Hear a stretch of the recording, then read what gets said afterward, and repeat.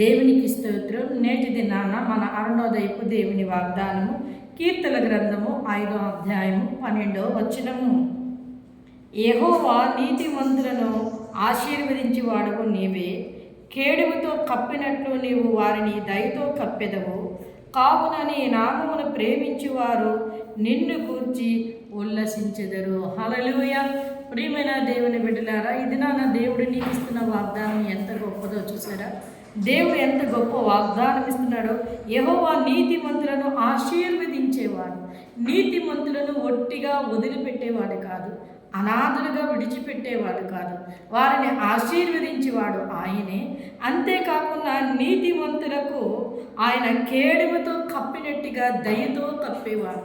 దేవుని దయతో ఆయన కప్పేవాడు కనుక అలాగ కప్పబడిన వంటి వారు, దేవుని చేత ఆశీర్వదింపబడిన వంటి వారు ఆయన నామమును ప్రేమించుచు ఆయన గూర్చి ఉల్లసించెదరు అని లేఖనం సెలవిస్తూ ఉంది.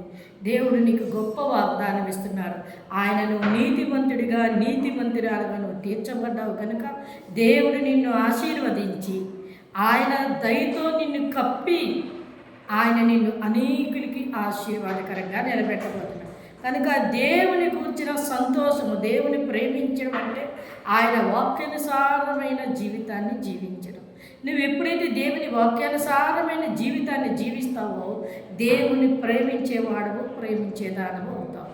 అలాంటి వారట దేవుని గురించి ఉల్లసిస్తారట. అంటే వారి హృదయం దేవుని గురించి ఒప్పొంగుతూ ఉంటుంది.